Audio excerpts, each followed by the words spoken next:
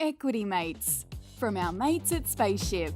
Investing made easy.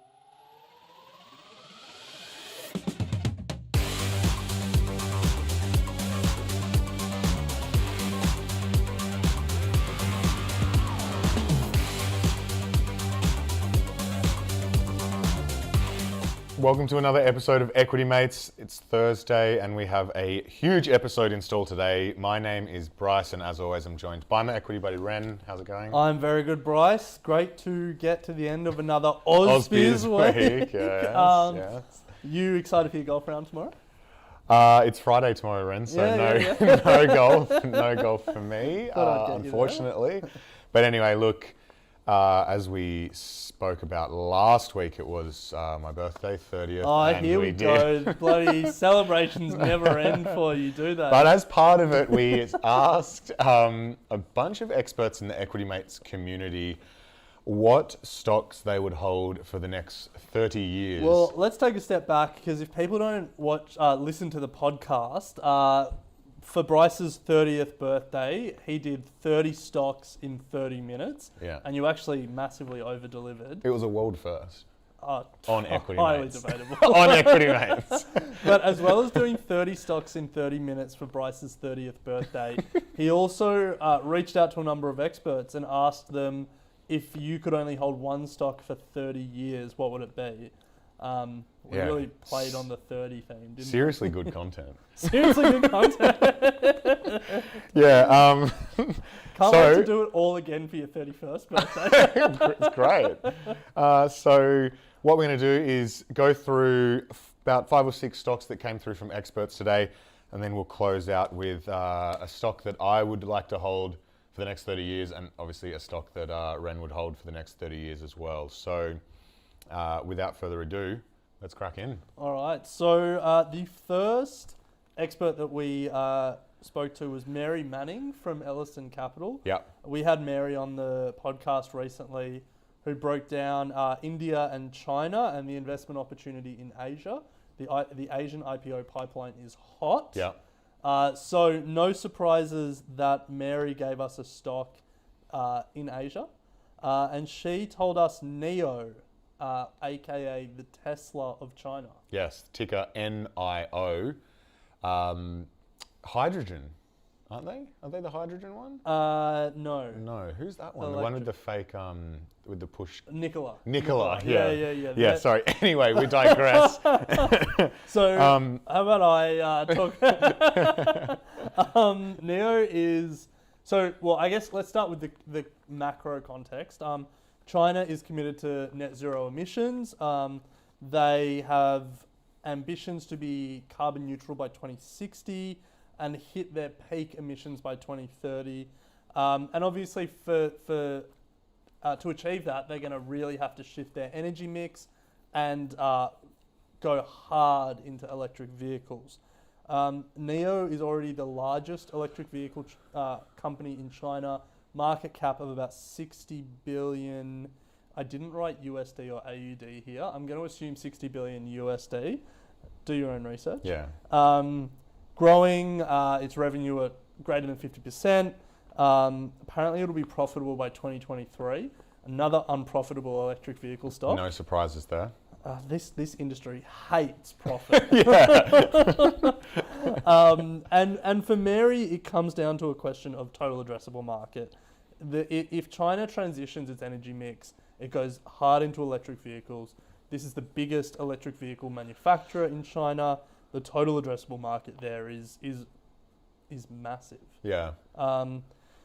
So yes, and she also likes the fact that the stock has fallen by over 50% since its February 2021 high, and so thought, at least when we spoke to her, that it was a decent entry point.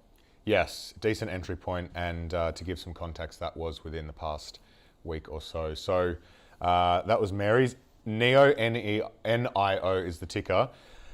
I want to keep on the theme of electric vehicles because of the experts that we spoke to, 2 of them spoke about electric vehicles and capturing that. So we'll jump to Emma Fisher from Airlie Funds Management. We spoke to Emma right at the start of the year and it was a phenomenal interview. So definitely go back and listen to that if you haven't had the chance. But Her stock pick was PWR Holdings, an Australian company, and I love this just, how she's thought about this and got to it. So PRW Holdings are the number one manufacturer of cooling systems here in Australia, and I say number one because of the quality.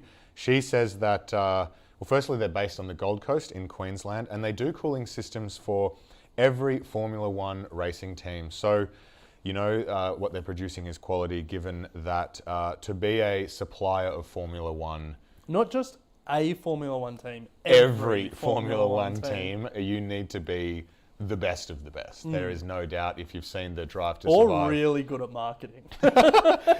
Or really good at marketing and somehow able to convince them that your performance is, best in class, even though they know. But anyway, Drive to Survive, check it out on Netflix. Really good show. You'll get a sense of the quality. They're the best in the world at high-end cooling systems for cars, as we've said, but the reason she wants to pick them for the next 30 years as they will be the big winners of the shift to electric vehicles. You may have seen or felt when you put your laptop on your legs, it can get super hot. And that is the same with electric vehicles. They require more cooling than your traditional car. And this is where Emma thinks that PWR Holdings are going to come into play. They're working on high-end cooling systems for electric vehicles. And as the market shifts towards EVs, she thinks that they're going to be one of the big winners. So whilst everyone wants to play that electric vehicle thematic, you can invest directly into companies like NEO, or you can play the thematic through investing in the picks and shovels, so to speak. And Emma's pick for that is PWR Holdings. So no doubt that EVs is a huge thematic at the moment. Without looking at its valuation relative to NEO and Tesla, I am confident in saying its valuation won't be as hot. Yes, I would softly back that, but do your own research. So another expert that we reached out to was Andrew Brown of E72 Holdings, an Equity Mates fan favourite. He was recently on Watchlist Wednesday and told us about 3 European stocks held by billionaire families you've never heard of. Yes. And one of those stocks was Exor, EXOR. Let's not worry too much about going into the detail because we want to push people to more of our content. So go and watch that Watchlist Wednesday with Andrew Brown on AusBiz or on YouTube, wherever you're watching this. But for Andrew, a big reason is the CEO, John Elkann, currently only 45 years old. So he was thinking, all right, if I've got a 30-year time horizon, I want to back good management. Mm-hmm. A lot of managers in 30 years will have retired. But John, 45 years old, he will be reaching the end of his career in 30 years. So for Andrew, this is a bit of a bet on John Elkann and Exor. Exor, yeah. The other thing about Andrew that I quite liked as well was he spoke about his process for thinking, well, how would you pick a company for 30 years? And you mentioned there, Ren, that management was obviously very important and the longevity of management, but also, he's thinking about companies that are able to adapt and change. As, over 30 years is a long period of time. You don't want a company that's going to be stuck in their ways. Yeah. So, adapting and changing, and also companies that have management with their money invested in it, so that their time horizon for building that company is over a long period. Now, we have 2 more experts. Chris Weldon from Magellan. Yes. He did a bit of a power move. He sent us one word back. Yes. Microsoft, and then call me if you'd like more info. But honestly, we don't need more info. Like, look at it. It's such a great company. Yeah. Incredible network effect in its software business, and just continues to invest that money well. Now it's got the second biggest cloud computing business. And it keeps building its services. It's a powerhouse. Yeah. interesting that he's gone. Well, yeah, I mean, there's plenty to choose from in his portfolio. He runs the high conviction portfolio at Magellan. He has Facebook. He's got some of the big tech companies. Jeez, I don't think anyone would be saying Facebook for the next 30 years. Yeah, I'd be surprised. They are very long, Facebook, though. They do love Facebook, Magellan. But yeah, Microsoft from Chris. And then finally, Andrew Page, homegrown hero here, and he's chosen CSL. Again, if you think about, I guess, are they going to be able to adapt? Well, there's no doubt if they continue doing what they're doing. They're an amazing company. When every analyst report on CSL doesn't criticize their development pipeline or anything else, or the only criticism CSL can ever attract is valuation, that says something about the quality of the company. Yeah, absolutely. So there we have it. Mary Manning, we got Neo, Andrew was Exor, Emma was PWR, Chris Weldon was Microsoft, probably Magellan as well, Microsoft, and Andrew Page was CSL. So the good news for me, Ren, is that these experts are not choosing stocks that we've never heard of. Yes. So anyone can... Honestly, I hadn't heard of Exor before Andrew came on the show. Yes. But hey, if you're a religious watcher of Equity Mates on AusBiz, you would have heard of Exor. Yes, that is true. So we'll close out this episode with stocks that we think would be around for 30 years. And for me, I'm sticking with an Australian theme here, and you can't go past Macquarie Bank, I don't think. An absolute powerhouse when it comes to spitting out money. Yes. And investors love cash flow and they love profits. I personally love profits, and they've just recently announced $3 billion profit. Huge numbers coming from their commodities business. But for me, this is a company that just knows how to invest, knows how to get great returns, and knows how to create value for shareholders. And they hire the smartest people, they pay an incredibly good dividend, and they just keep churning out great investment returns. So their ability, I think, to find and attract talent and develop that talent internally and reward them is sort of second to none. So for me, it's Macquarie. Nice one. Yeah. I don't really have any follow-up questions. That's fine. You don't have to have any.